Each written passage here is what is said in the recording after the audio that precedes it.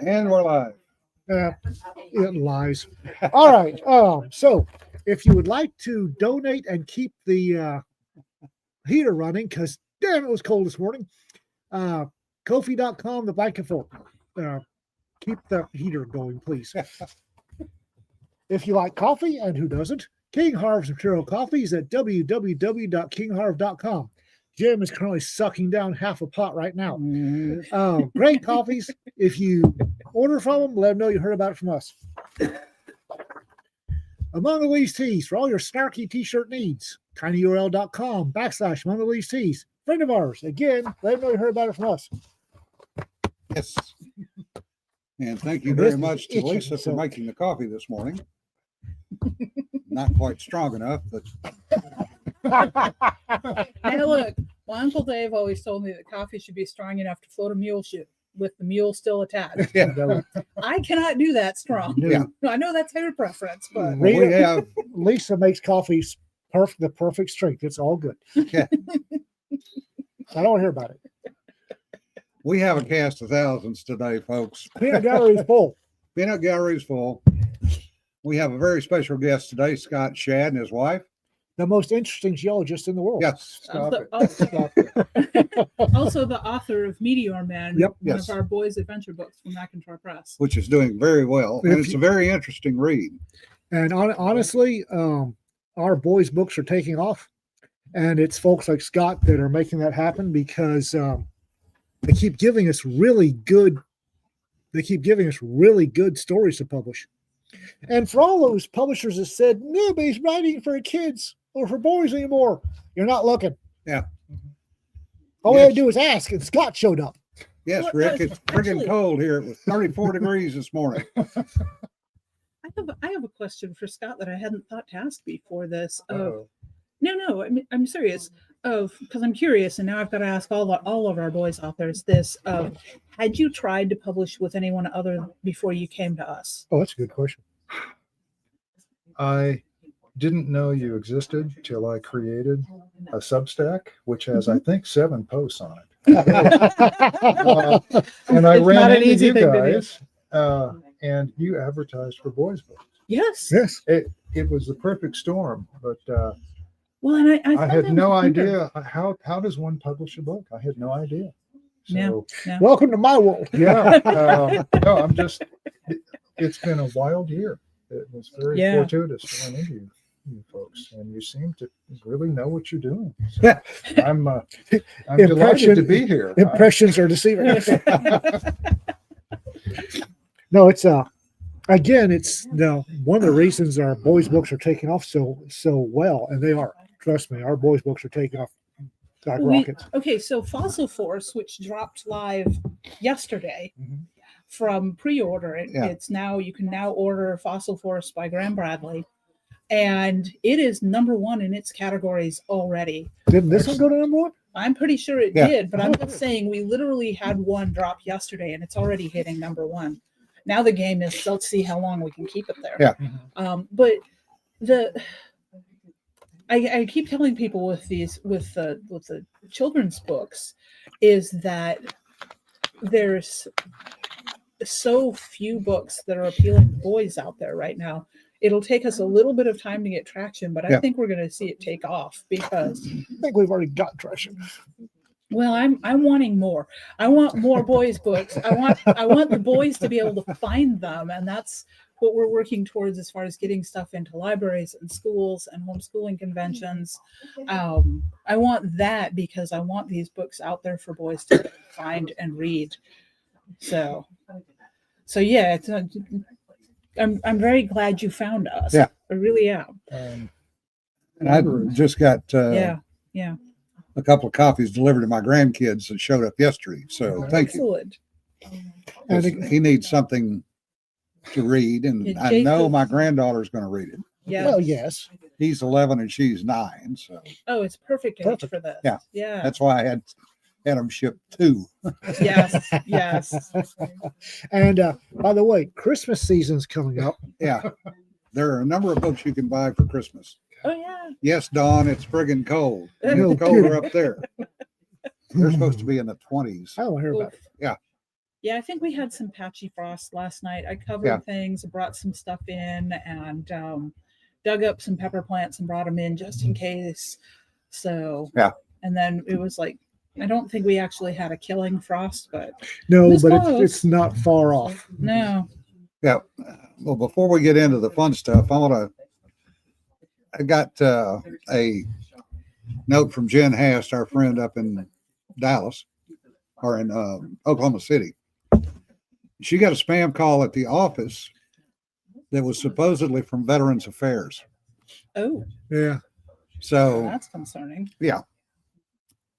folks, they can spoof just about anybody's phone number. Yeah. I have gotten a call from my own phone number before. Yeah, I have to. Yeah. So it can definitely be done. But the reason I bring this up is the VA is trying, and I use that term loosely, Trying in more ways than one. hush. They are trying to fix the problems with the VA service to veterans. Now, if you've been a veteran and in the system for any length of time, the Veterans Administration does send out surveys. And we get it about every 3 or 4 months. Now, we have fought and clawed and scratched to try to get things done, like Agent Orange. Well, we finally got the PACT Act in 2022. Well, we're losing 500 Vietnam veterans a day. Wow. 500 plus. That's the current estimate as of first of the month. A lot of these veterans have never been in the VA system because they got so fed up with it. Mhm. So what the VA is now trying to do is to go out and do outreach to the veterans who have never been in the system or have left the system. So if you know a veteran who has not gone to the VA or claims they won't go to the VA, sit down and talk to them, please. I had 2 guys in my American Legion post that I talked to and got them to go back to the VA and at least talk to them. And both of them are now over 70% disabled. They're getting funding and they're getting care, including one guy who his Agent Orange was, he got melanomas. Yeah. Literally all over his body. Yeah. And he was going broke trying to take care of them. The VA is now paying for everything. It's too little too late, but at least he's finally now getting care. Good intentions and all that. Yeah. So if you know a veteran, talk to them, tell them to get with the VA. If they're Agent Orange, Vietnam veteran, PACT Act, get them to go in and get checked, please. So on that, Terry Laney, who was our friend up in Colorado, complications, Agent Orange, and he died. His lungs were too damaged. So Happens. it happens. RK, they will talk to you now. They have gotten off that income bullshit. Maybe not now, but when everything fires back up, they'll probably talk. Yeah. Yeah. So anyway, enough of the downers. So let's get some uppers. Caffeine is good. That's my upper for the day. So Scott, your real job is a geologist. So I'll ask you the same question that I get asked. How the hell do you go from writing technical documents to writing a novel? You grow up reading Golden Age science fiction. Yeah. And it gets in your blood. And I keep a journal, and the handwriting changes on almost every page. But Do you for have years I've problems? written, this is going to happen, this and this. But by the way, if I don't manage to publish a book before I die, I'm going to be buried really ticked off. And, Do you have problems with grammar and punctuation? given that my last English class was in junior high, which is now middle school. Yeah. The only thing I remember were all the forms of the verb to be. Yeah. Is, am, are, was, Yeah. and Am, is, are, was, will, be, being, been, I mean, have, has, had, it's do, a long does, time, did, and shall, then will, to should, come will, back can, to- could, may, might, must. my copy editor schooled me hard. Yes. And, but I think I've got the hang of it now. Yeah. So, My sister-in-law Laura is your copy editor, and I don't. she earned her money. Really did. She's a sweetheart. She is fantastic. She does this for fun. She volunteered. She was like, "I want to help. I like editing." We're all like, "Woman, you're not right in the No, head." she walks on water. If she married my brother, you know she's not right in the head. I wouldn't even go there, but thank you, Sanford. Yeah, she edited her own story for the library twice. Man. Oh, I knew No, that I girl just- wasn't right. I just put a bunch of comments at the end and say, put them where you want them. He does. Yeah. Yeah, I manuscript. told There's all. Cedar to do that this morning. Yeah, get Well, manuscript, and there's a fortunately, line of commas at the end. yeah. My editors. So my editors take out as many as they put in. I just evidently put them in random places where they don't want them. Yes, you do That's occasionally. acceptable now. in The a lot of Shatner, circles. the Shatner comma. My Yeah. editors don't like it. My editors also don't like if I use both British and American spellings in Oh, the same yeah. document. You grew up reading H.G. Wells. I grew up reading a lot of British literature. Yeah. You know, the other problem that I run into as an author. Don't die. Other than trying to choke myself, is continuity. You know, name spelling. Yeah. I do not understand how some of these people can keep track of the names that they use in some of their stories. War and Peace. Oh, yeah. Everyone's referred to by their full name on every page. Yes. I don't know how you could do that. The And other that was thing, back in the day before copy paste too. Yeah. the other thing that's interesting to me is how people will use certain words and overuse certain words, and how you get away from that. And Just at me next time, Jim. huh? Just at me next time. Look, some of us have verbal tics. You are not the worst. John, however, Oh Lord. and another one of our friends loves to use instead Mhm. multiple times in a story. The only editing pass I'll do ever. I can't edit my own work. Yeah. I can't. That's I why know, pay I an know editor. how it go. I know how it goes in my head. Yeah. So when I'm You're about too close to it. Yeah. about the third page, I'm going off the script in my head and not actually read. So I don't edit my own stuff. Except I'll go through and look for and bye. Take that out. And Lisa's sitting over there laughing at us. Yes, she is. Yes. I'm actually, We have a lurking editor in the background. well, okay. I would just say in everybody's defense that writing and editing use different parts of your brain. Yes. Oh yes. When you're I'm composing your own story, I think it's almost impossible to really self-edit. I think you need a fresh pair of I can't. eyes because you're gonna correct it in your head. I had someone reach out to me recently and want to hire me to edit her book, and I'm like, "Oh, honey, Yeah. I am the wrong Some person." things are beyond repair, I will say Yeah. that. Well, it wasn't even that. It's like I am the wrong person to edit Yeah. because my brain finds the pattern and assumes everything that's supposed to be in there is in there. Yeah. So I don't copy edit. Or you get like me, and I'm just a reader, Mhm. and I'll be reading something, and I'll read it, and it's fine, and I'll look at it. So it's after I read it, and I'll look. That looks odd, and I'll find out that I read what the author meant to write, Yeah. not what the Uh-huh. author actually wrote. Dan brings up a good point. If you watch Vladimir Posner's interview with Vladimir Putin. Putin, you hear constant references to Vladimir Vladimirovich. Vladimir, yes, because that's the way Russians. Yeah. That's Vladimir's son. Vladimirovich is Vladimir's son of Vladimir. So, and they're both named Vladimir. Yep. So, You have to have some way of telling them apart. Yeah. right? but when they use Vladimirovich both times, Yeah. Well, they'll do that. Oh. Russians will always, especially if it's familiarity. Yeah. They will always use first name and patronymic. Yeah. Always. You never hear, oh, hi, Vladimir. It's always Vladimir Vladimirovich. Yeah. Um, Well, the problem is the Russians only have 7 first names. oh, and that's actually more common in the world than people. Patronymics Yeah. are actually more common than, and were pretty much the original way of doing surnames. Yeah. So Vladimirovich, I refer to Tucker Carlson as Tucker Karlovich. Tucker Carlovich. Well, McMurtry Mhm. was actually grandson of Mercury. Yep. Yeah. When you break it down, Mac is Childrenov or Clanov. Yeah. Yeah. Mhm. And then Mercury was Sea Lord.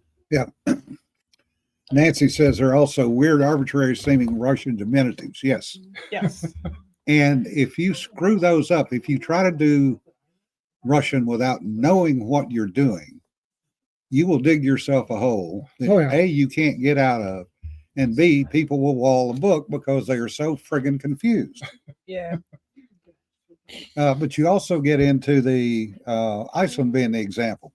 Oh yes, The females are always daughter. Okay. Carl's daughter, Yeah. Sven's daughter. Yeah. And an Iceland phone book is really interesting because they only have patronymics for Yeah. surnames. So you've got Thor Carlson, and then Thor's son will be Carl Thorson.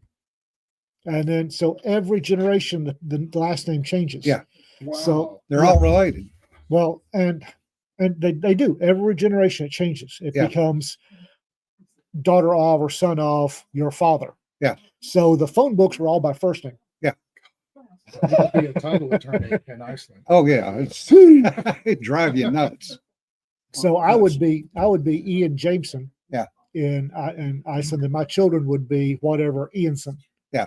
And then let's say I had a son named William, then their children, my grandchildren, would be whatever Williamson. So every generation the last name changes. Yeah. But they're all related. And the housing passing down through families Okay. will have, depending on the age of the house, and in Iceland, some of those places are over 100 years old, Mhm. they have 5 different names on the deed. So a title search is really interesting. Yeah. But yes, the Icelandic phone book is in first name first. Yep. So that's how you locate somebody. And if you don't know their first name, you're out of luck. Yeah. You're stuck like Chuck. Speaking of Iceland, and you're being a geologist, Yes, sir. what do you think of the activities up there? You're gonna have to define that for me. Everything is heated with geothermal. Yeah. Heat. My son just got back from Iceland. Ah, He said every house, every apartment, pretty much the heat is free. It's kind of state Yeah. sponsored. it's all geothermal, 190 degrees out of the tap. He said you better like fish. Yeah. Oh yeah. Oh God, He tried the national dish, which was, Isa. yeah, he tried it. I'll say that. Yeah. It was some sort of fermented sea object. Yeah. Oh, is What- it the shark? Yeah. Yeah, Oh, they're What- shark. No, What's this is the worse. perceived the national drink up there that's Akavit. No, it's well, it's like akavit, but it's something worse than akavit. There's nothing worse than akavit. Oh, yeah. No, it was challenge name of accepted. he's probably watching this and he'll call me and tell me. No, he said it was a great place to visit. Yeah. He really liked it. Did he go to Reykjavik or? He went to a number of small towns and then did some backcountry stuff and was able to actually do some hiking, unlike a lot of tourists. Yeah. So they took him places and he saw a lot of neat. Yeah, the glaciers up there are fantastic. Yeah. The waterfalls are unbelievable. Now I used to go to the Blue Lagoon. Oh, down in the Which is- Mediterranean? No, No. that's the hot springs just outside of Keflavik, Oh, okay. All right. which is right where the Atlantic Rift upwelling is. We come full circle back to Yeah. geology here. Okay. Yeah. So and I just had friends that were up there, and I asked them if they'd gone by the Blue Lagoon, and they said we went by, but we weren't allowed to stop. It's like, damn it, because the Blue Lagoon was great. You could pick your water temperature by where you got in the pool. Okay. You could go from lobster to bathtub warm by where you got in the pool. And it was always interesting to do that because we were up there in the winter. Brave. You didn't care because you were running 5 feet. Mhm. Now, this was in the old days, so it was wooden huts. Now it's apparently glass and all beautiful and pretty and all that. You were running through sub-zero temperatures to get over. Yeah. But you jump in the pool and grab your beer and sit there and, oh, that feels so good. You know? Hakarl. Hakarl is the fermented shark. Yeah. No, I'm sorry. that's- I'm sorry. Rotten shark. Yeah. Rotten shark. What's the national drink? Can you look that up? Apparently, guys, trust me. Somebody, Booze. they're going to have to drink that to wash that down. So give me just a sec. It was They- served like sushi, he said, in tiny pieces. Yeah, very tiny. Yeah. I managed to get, Brennivin, Brennivin? maybe. Does it say what it's flavored with? It was it's a licorice based, licorice based. That's it. Yeah. Yeah, licorice based. which is, Caraway licorice. Caraway. Okay. Well, caraway, any of the carrot family spices, Yeah. caraway, fennel, anise, they all have a very licoricey Yeah. tone to them. Really? taste. Okay. Mhm. So I'm guessing this is high horsepower booze. yes, Yes. It's Um, it's Iceland. It has to be. I'm guessing that it's high horsepower so that you'll forget about the rotting shark you're eating. yes. Also because it's cold and it's Iceland drinks, their alcohol consumption is the highest in the world. Till the Marines get there, apparently. 2.2 gallons per year per person, Wow. and that includes children. First timers are advised to pinch their nose while taking their first bite of rotting shark, Oh, Yeah, thank as the odor is much stronger than the taste. yes. He No. said it didn't have much texture. Yeah, it's Yeah. No. it's literally melting. Yes. yeah, if it's something that has been processed for that long, everything is broken down. Yeah. Mhm. All your tissues and everything are broken down. So it's basically concentrated flavor, which in this case may not be wonderful you Yeah. want to experience. But the I'm not saying that it stinks, but we got up there. We had to go It up. says here it stinks. Okay. Can I finish my Go statement? right ahead. I'm not saying that Iceland stinks, but we went up there, got sent up there one summer to do an op, and the Sensor 4 opened the main cabin door, Okay. and the smell hit him, and he puked out the door because they dry the cod on racks That's a strong smell by itself. Yeah. by itself, and this was right up against the fence of the base, and these racks are like a half a mile long. And oh my God, that was not a fun 6 days up there. Guys would walk outside and be going, You'll get used to it. "Oh, you can get used to anything." But what I was going You to can ask go nose blind. Yeah. I mean, was what you thought about the spreading, the way the Mid Atlantic Ridge is spreading, and the upwelling that we're seeing up there. You know how they, I'm sorry, I didn't mean to cut you off. No, Go ahead. How they discovered the spreading centers, mid-ocean centers, was they were doing magnetic surveys of the seafloor in World War II from Yeah. submarines, just to try to map the seafloor. Yeah. And they noticed there was like a mirror image across that mid-ocean ridge because the salt comes out above what's called the Curie temperature, and Yeah. when it cools, it takes on the alignment of the magnetic field. Mhm. And since the poles shift, you wind up with these parallel stripes of different, magnetic orientations. And they started putting that data together and realized, wow, there's something really interesting going on in the middle of the ocean that we should pay attention to.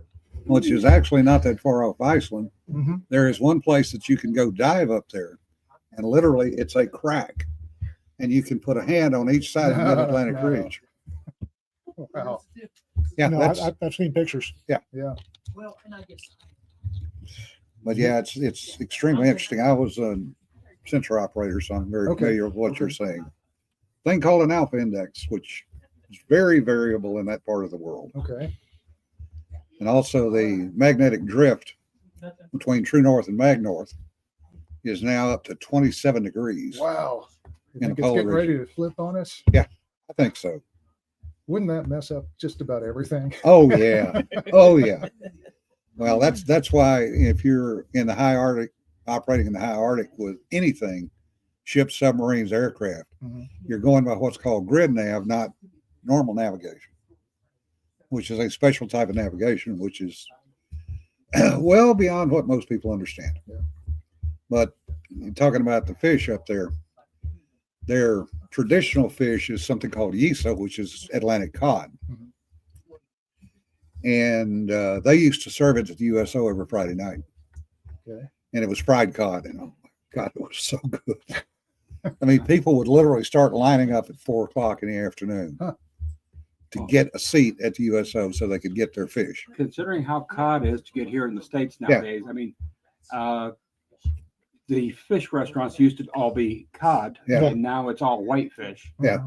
I'm wondering whether that's affecting them there. No, they don't care. You know, they will consume all the cod they can get. I have a recipe book somewhere at the house that I picked up there, which I had to have translated. But it's 328 different recipes for cod. Cod. They call it Yisa. And I made a few of them, and I did not ever get a bad one. But since cod is now so hard to get, you know, you don't use it. Thank you, China. You were talking earlier about climate change and earthquakes and some other things.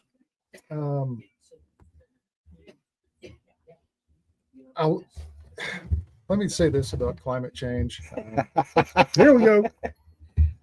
It's not linear. That's the Yeah. first comment. Yeah. Okay.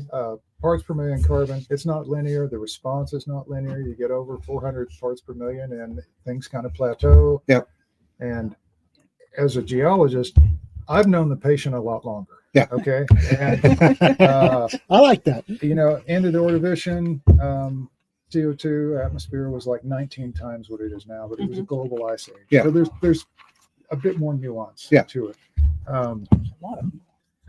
However, we are running out of hydrocarbons. Yep. And that will happen before any real adverse climate effects come swamp us. I mean, I'm a big believer that Milankovitch cycles and solar heating has a lot more to do with it than Mhm. anything that our species is Yeah. doing right now.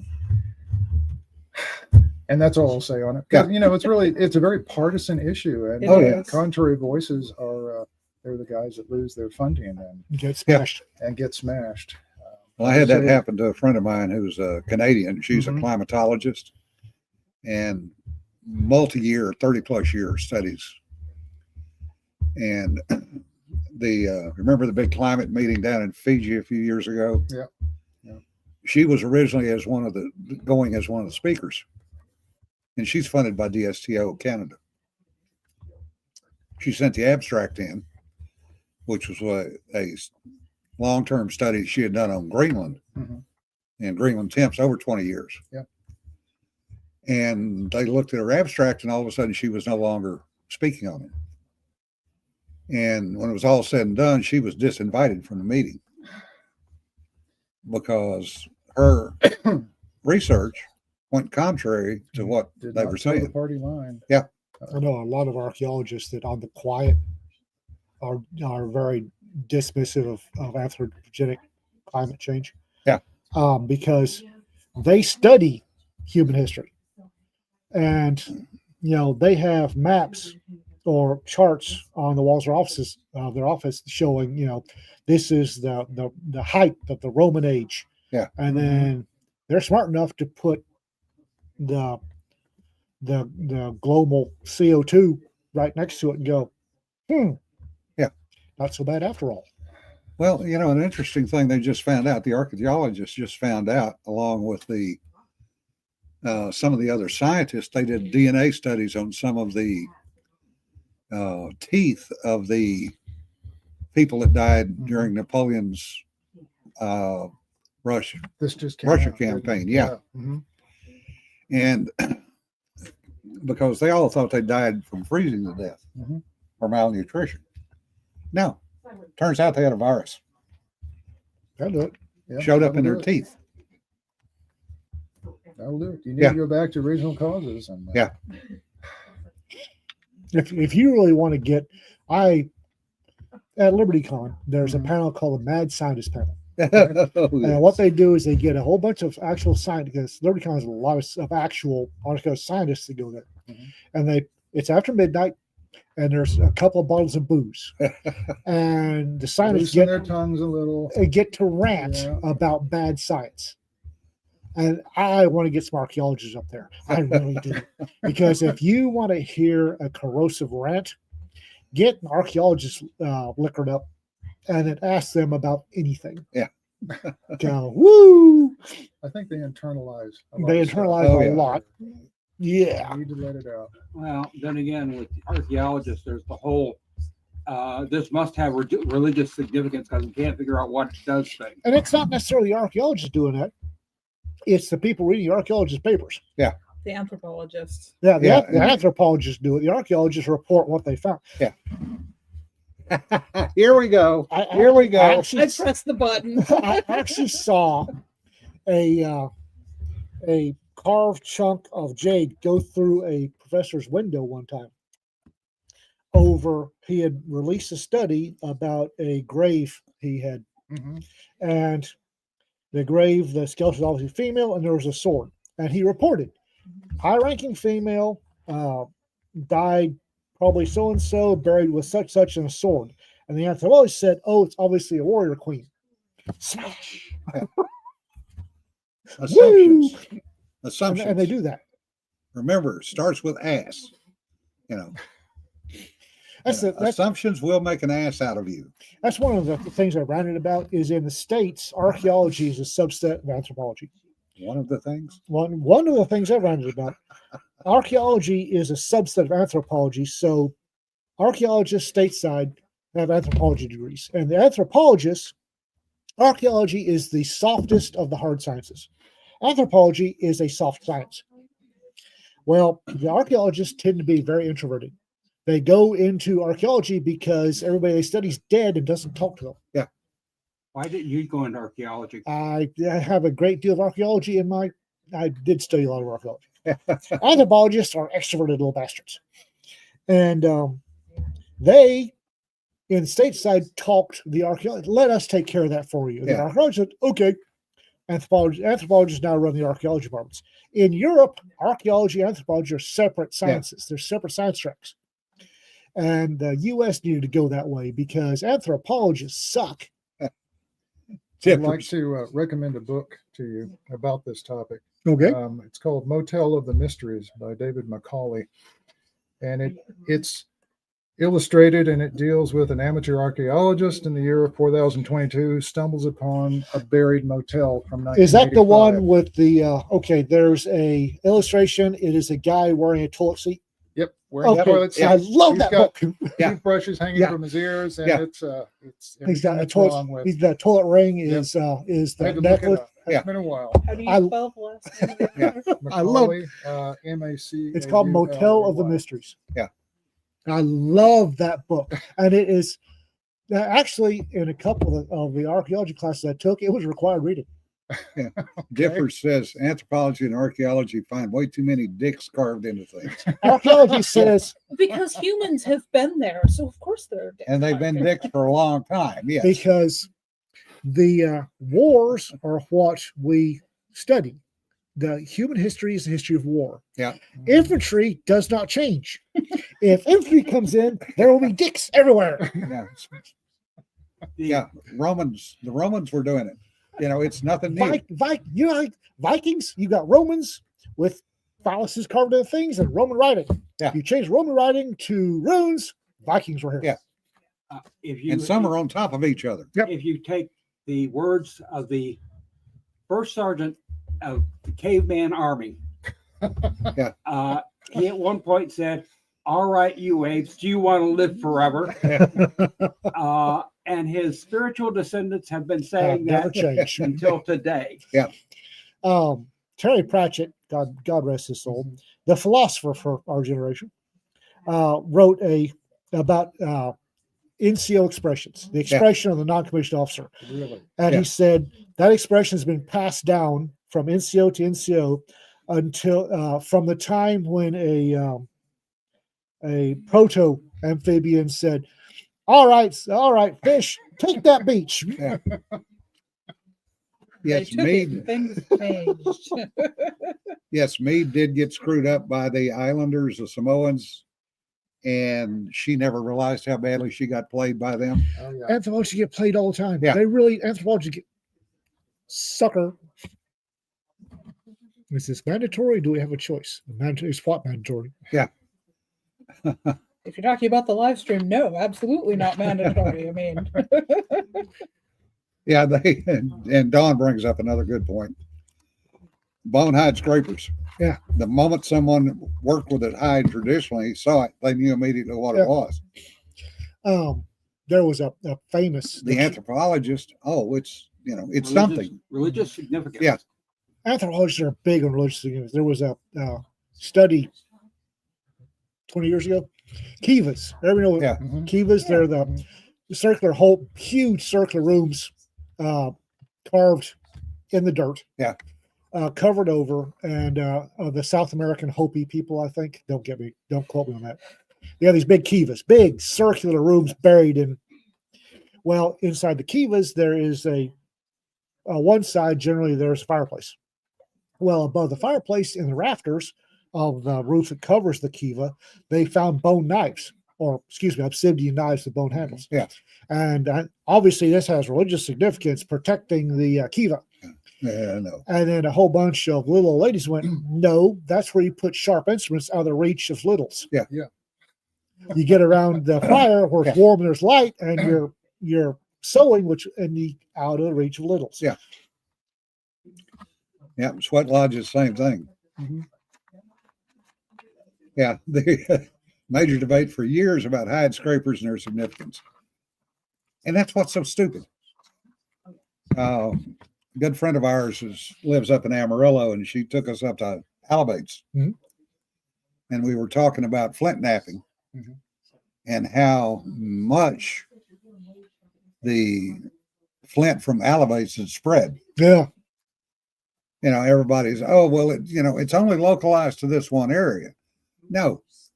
Alabates, Alabates Flint was as far south as Peru. as far south as Peru, as far east as Yeah. South Carolina, and found in numerous points being a descriptive term for arrows, spearheads, etc. So it had gone all over the place. The other thing was the fact that they were looking at some of the locations where they had chipped the flint, and they were finding pieces that were broken. Mhm. And one of the archaeologists went, and sat down on where they figured the napper had been sitting because of the chert on the ground, and said, I wonder, and he threw a piece. Mhm. And lo and behold, That's where the pile was. they went over and found the other half of the broken pieces in a circle. They said, because, you're sitting there, you've been working on this for hours, and you're just about done, and you break it. What are you going to do? Throw that thing. My dad did that on a carving that he found in the Sahara when he was flying Yeah. back and forth over the Sahara. He landed on a mesa because he saw something that looked interesting. It was my dad. And he found where somebody had been carving. And he found this carving halfway broke off. He's then climbed down, and where it landed within 10 feet was where the other half of this carving was. Yeah. Oh, yeah. Dad. Well, I was in Turkey, and I stopped by this place where they carve meerschaum, make Mhm. pipes, Mhm. and the nice pipes, Yeah. were expensive as hell. Oh, yeah. Mhm. Even if they were plain, they were expensive. On the other hand, there was a box over there where the apprentices had been carving pipes. And some of them were really nice pipes, but they weren't right. And they wound up in the box and they were like $1 a piece. Yep. I picked up several Loaded and up. had them for years. No, the thing about Alabates is the flint there is exceptional. Yes. So, and there are piles of flint napping where somebody sat, it's convenient rock, and they sat and napped arrowheads. Well, they would trade the arrowheads for whatever to a tribe coming through. The tribe would go south, and sooner or later something would get traded, and the arrowhead would move from trade to trade to a finally, Currency. yeah. It's excellent, durable currency. There's a number of things that. Okay, so today's prompt with Orthodox kangaroo. Okay, it doesn't have a Yamuk. Not that kind of I Orthodox. like it. It should have a Yamuk. I don't come up with these prompts. The fans do this to me every year. You ain't right. But no, and people don't understand. You know, a If you- trade if like you look that at would- the Silk Roads, Yeah. what traveled, how far it traveled, long before Mhm. there was supposed to be global commerce. Well, as soon as there were tribes that had dispersed outward far enough, there was global commerce. Oh yeah, the Silk Road ran from China all the way to Russia. Yep. Beyond Russia, Yeah. all the way into Europe. Well, I'm talking about all the way into Eastern Russia or Western Russia. Yeah, but the trade goods Yeah. dispersed further than that. Oh, yeah. Oh yeah, I mean, one of the main complaints that when the book that I was reading was talking about the Silk Roads, it got to the point where the Romans were saying that they were spending so much on imported goods it was going to bankrupt the empire. well, and when you look at the traders that ran north and south, you know, they moved with the weather. Or the seasons. Well, and the seasons, yeah, but all of the above. But the trade route went north, south, east, and west out of what is now Germany, basically. Yeah, Viking swords made And it. the Viking Atticus sword, yeah. Yep. Mhm. Viking swords been found in Turkey. That steel traveled a long way. Oh yeah, As soon as there were two, as Gog made a separate tribe, Yeah. trading started occurring. Yeah. People have been trading as long as they've been people. And money is a relatively new thing. Barter has been the commerce of Well, humans. Trade goods. I mean, not even necessarily barter, because trade goods are a little more sophisticated than some barter networks are quite sophisticated. But well, and you know, Rick says South Sea stone coins, yes, and Padre was talking about the trade from New Guinea from the Mhm. interior Mhm. to the seacoast.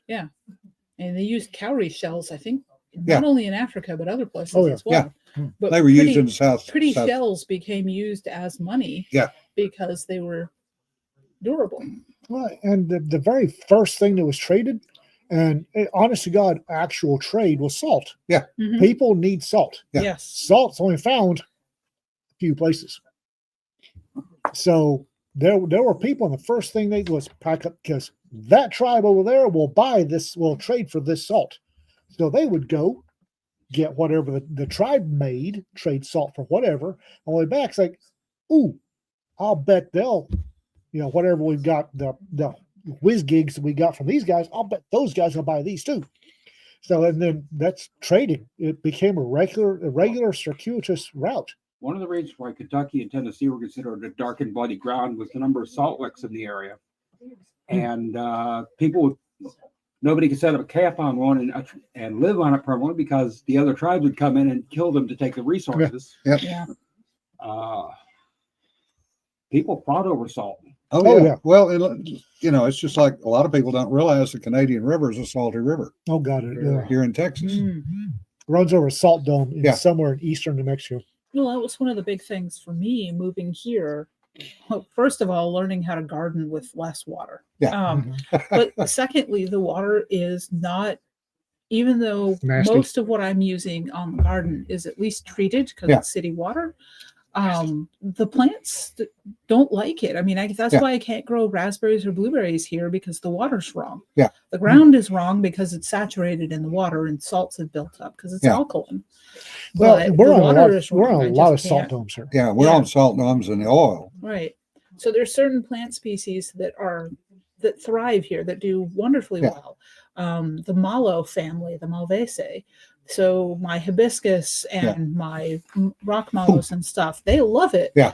But if I want to grow anything like rhubarb or huckleberries, I'm not going to get very far because they require a different kind of chemical composition in their soil.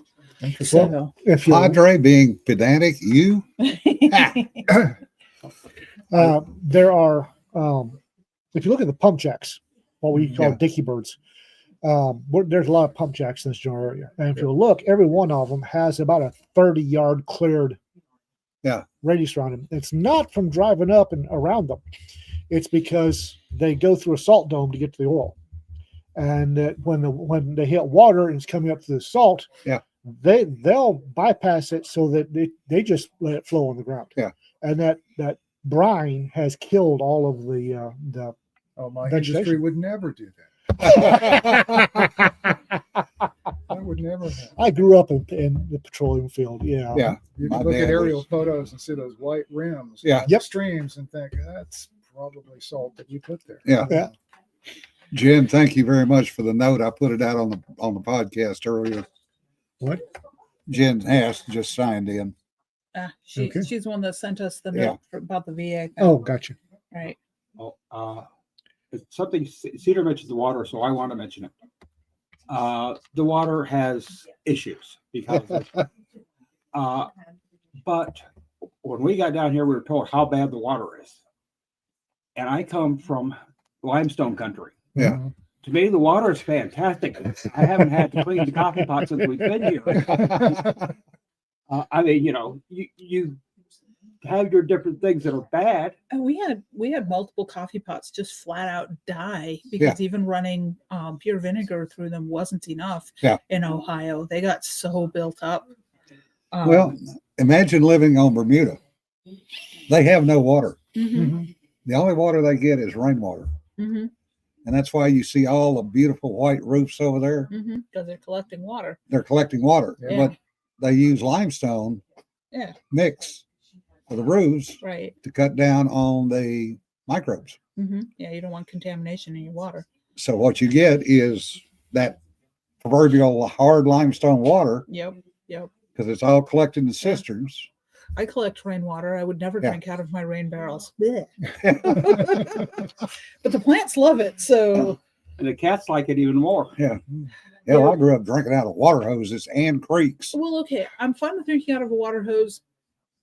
It's Rain very barrels, not so much. dependent on the creek because Giardia is everywhere thanks to hikers. Now it is. Yes. It wasn't back then. 50 No. years ago, it wasn't. Yeah, and even there are some places still where the water is good enough grade that you can drink it, but you need to know that, and Yeah. not just go randomly drinking water.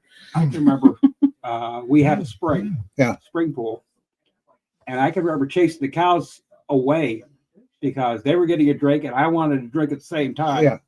And you didn't think anything about it. You pushed the cow away and you got a drink. Yeah. And there was enough flow out of there that you weren't worried about whether you were getting any slobber from the cows. Yeah. It wasn't slobber I was worried about. Yeah. And Well, what you did, they get that's- the other thing because they couldn't reach it with their hind ends too easily. you just cannot play basketball. No. I cannot play basketball. Soccer and team handball. Thank you very much. And wrestling. But the funny part is not getting into who you work for, but with the oil business, Mhm. my dad started in the oil business in the 1920s. And he was one of the drillers up in Borger back in the day Okay. until they had a headache rate come down and kill the other driller. Really? Yeah. So he decided to move over to pipeline side. Yeah. That's probably safer. For versions of safe, yes. But he ran crews that were 300 people strong. And it was 100 people digging, Mm-hmm. 100 people laying pipe, 100 people filling in. That's tough work. Man, that's tough. And, he got it done. But he said the worst problem was crossing waterways Okay. because this was in the 30s and 40s. Trying to bridge a river, Mm-hmm. figure out where to bridge from. Because, for example, the red, It moves. it moves. A, it moves. B, where is the actual Edge of the. edge of the river? This year. As we are now fighting It's with all- Oklahoma it's all again, sand, still. Well, the red was interesting. I mean, I've traveled across country Yeah. multiple times, mostly as a child, because military and my parents had itchy Mm-hmm. feet and families all over the place. But the Red is an interesting river because a lot of the time you drive over it and then you're on a really, really long bridge and you're looking down going, where's the water? Well, I'm from back east originally, so to me, it should not be called Red River. It should be called Red Creek. Red Creek. Sometimes it's not even a creek. Yeah. And then But other Sometimes times, that's aspirational. And then sometimes not only is it bank to bank and running fast, it's over the banks. Yeah. Yes. and that was the key point that Daddy, Yeah. had to deal with, was where was the actual bank, because that's where he had to start, and having to do the bridge.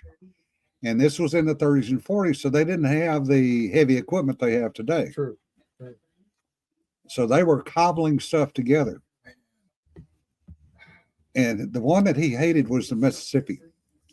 It scares me. Yeah. The current of the Mississippi. It is frightening to Yeah. stand next to.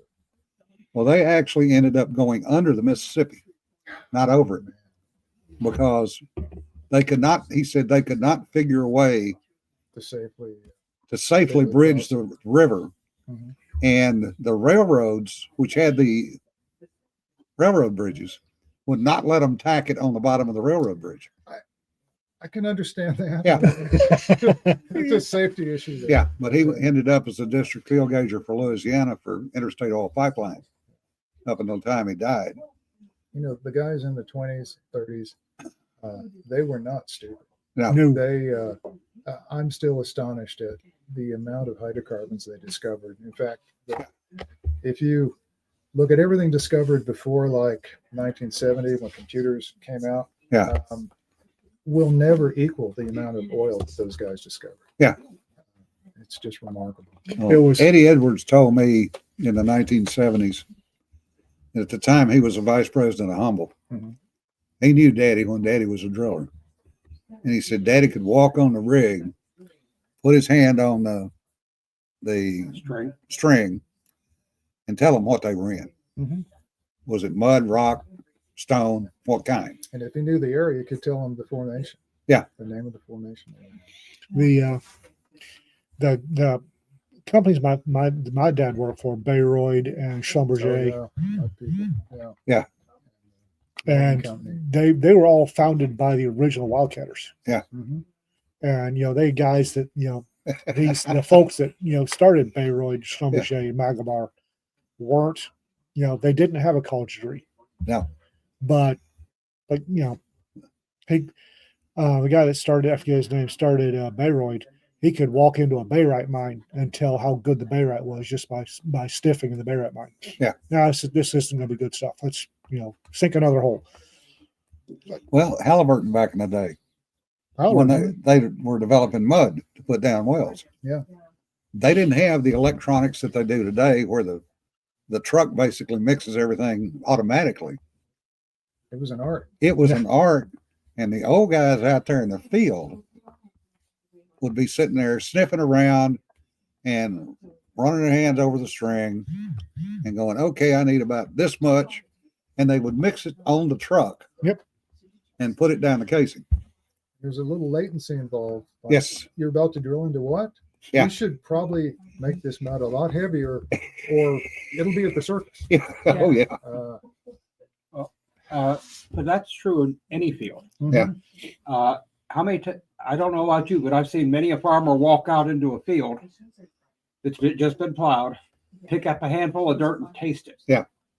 Decide what he's planting there that year. Well, not only what he's planting, but what kind of fertilizer he's going to put on it. Yeah. Yeah.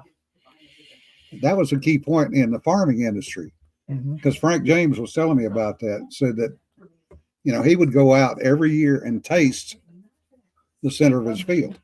Mm-hmm.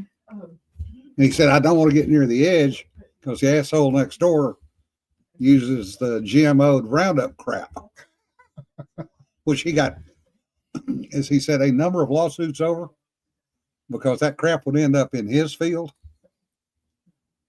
and they would spray, and inevitably the spray would drift. Mhm. Yeah. So he'd end up losing 3 or 4 rows because he would never do GMO'd stuff. And he alternated corn and soybeans.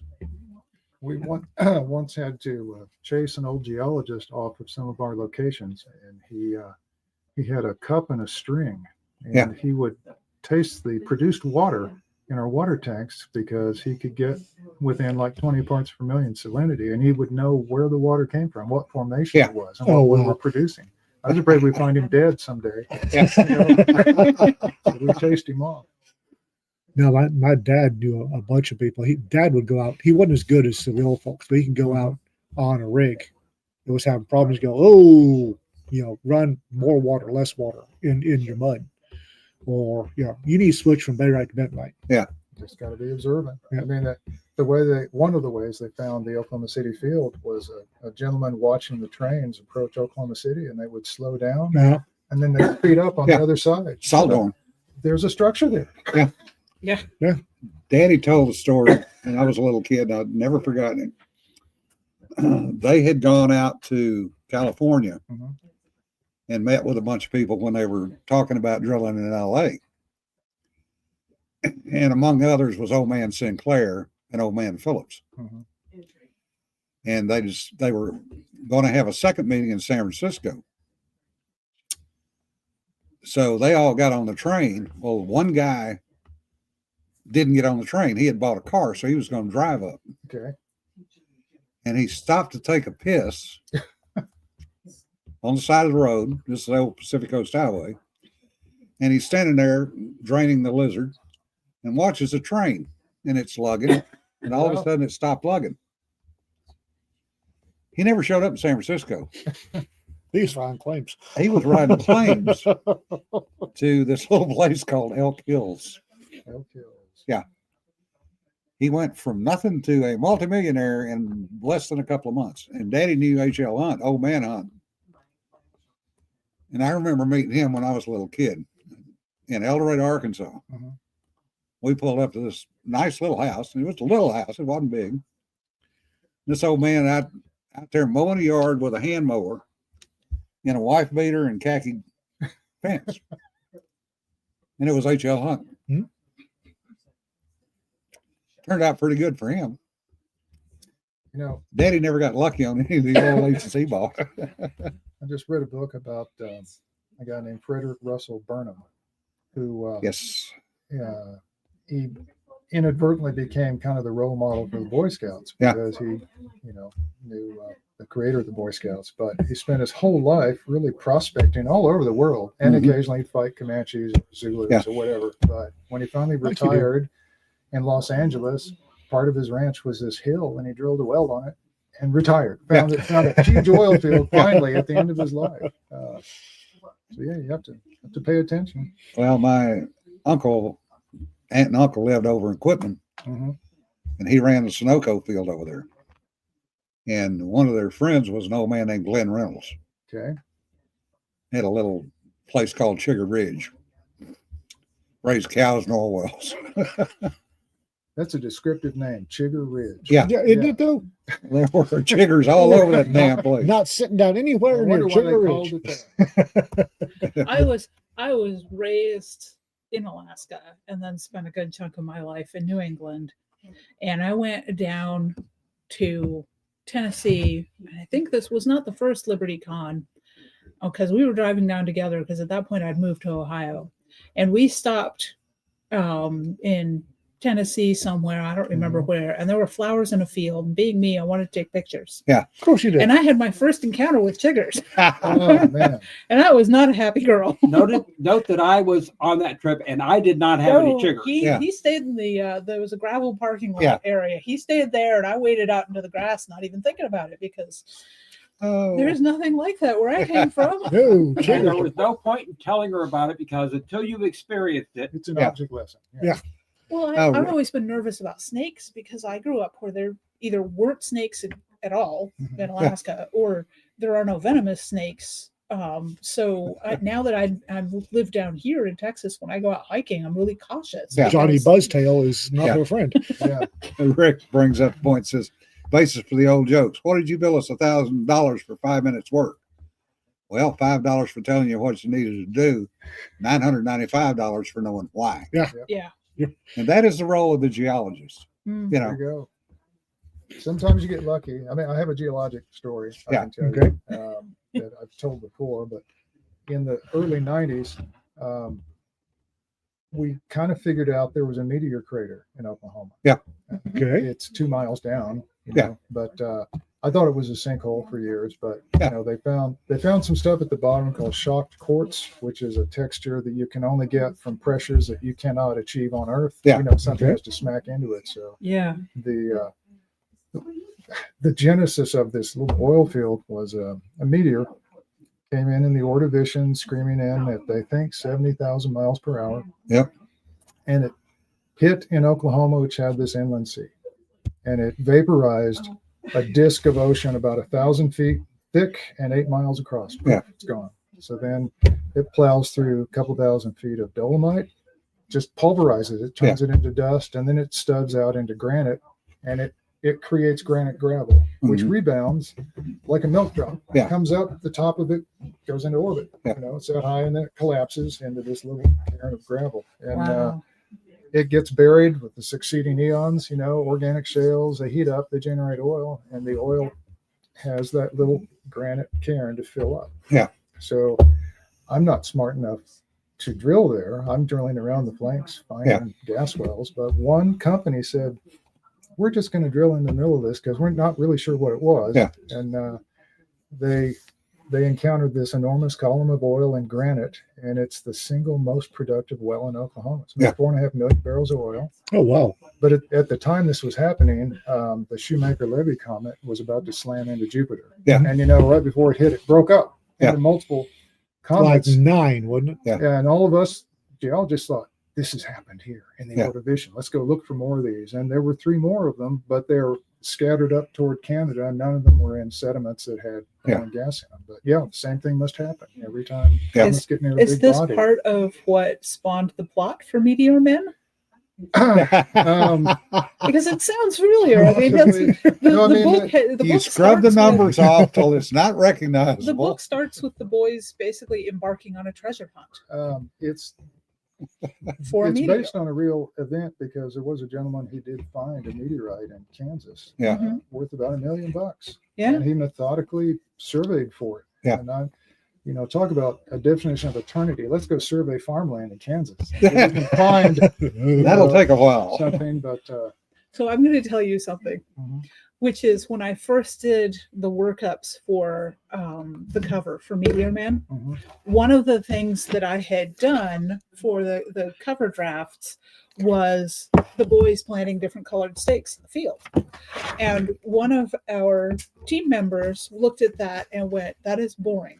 What are they doing? That makes me look, that is so boring. And I'm like, you're right, but I don't know how to do the action It without would have giving been away plot challenging. points. Yeah. Yeah. So we wound up with what I wound up doing was he's like, you have to put the meteor actually falling, and I'm like, but that doesn't happen in the book. So what we did It's was to create almost like it looks like the boys are looking at a museum display Yeah. of a falling meteor, because that also doesn't happen in the book, but it's closer. But they imagine it. They imagine it. Yeah. They imagine it, and the most important thing is that boys can look at the cover and imagine it too. Yep. Yeah. But the whole concept of actually surveying a field I on the don't cover was like, no. All right. I'm working on the sequel, and I'll try to keep the illustrator in mind. Okay. Oh, I have lots of ways to work around it. So. What we have coming out, or what Rack Press has coming out, is Fossil Force, which is Fossil out. Force is live, and Sigils, Sam Robb's book, is an urban fantasy set in Pittsburgh, and it involves art and fae and what happens when art becomes portals to another world, and how that complicates a young man's life. It's Three Rivers. What do you expect? Hey, it's unnatural. It's What is, Pittsburgh. what is it with Pittsburgh and Faye? Yeah, well, I mean, Stan Robb lives there. it's a really fun book. I mean, I get to read all these books in advance because I'm Yeah. doing the illustrations, not just the covers, but the illustrations. So then we also have Mercs and Mayhem, which is the anthology that dropped this week, which is soldiers of fortune in pursuit of glory, Fortune. but mostly money, because if they don't get paid. They don't eat. So That one's got some really good stories in there. It's actually had a moment of deja vu when I was doing illustrations because a couple of the stories almost made the cut for Weird Warfare. And so I had illustrated them because I was getting ahead of myself. So then they came back through the rotation because they got grabbed for this Yeah. one because they're really damn good. Mhm. One of them is wow, just wow. Philippines, World War II, Go by Mercs and Mayhem. That story alone is worth the price of entry. But yeah, so we've got some really good stuff. And then tomorrow I have a novel dropping. So the Yes. 5th Groundskeeper story, Have a Dead Night, Yeah. drops tomorrow. And it's For actually Halloween. a novel this time. Yeah. Yes, it's the first It's novel not a in the novella, series. it's a novel. Well, the last one was, I don't know what 34,000 words is, but Novelette. it's no novelettes or It's a children novella. So anyhow, but I've went full novel this time, Yeah. and it's been a really busy Short couple of full weeks. I've written more than one novel. And Library of Creatures is coming out. We are in the process of coming up with a blurb, and And I will work on that. Okay. I don't know of anybody that actually likes writing blurbs or is any good at it. We have some people that are pretty damn good at it. Yes, but she's been extremely busy and her husband hasn't been well, so I Yeah. haven't poked her about it. And yes, Nancy, we're probably going to reach out to you as soon as we get Amy's approval. So, Yes, not saying what we're doing there. I have images to give you, Nancy. Yes. And I have been hip deep in reading novels. Excellent. Thank you. About time. No, my think pudding is no longer good for anything else. Hey, if you open up a novel synopsis and it makes you forget about the think pudding, then you know it's a good one. Yeah. And we should buy it. Oh, Don just saw a moose and squirrel standing next to each other, not wrestling. The 20-week-old puppy is now the same height and length as Moose. That's going to be a big dog, Don, but we told you that. She told me the other day because I drew a picture Yeah. of a caped figure on a hillside with 4 big Yeah. black dogs. Yeah. And she was like, I only have 3. And I'm like, now?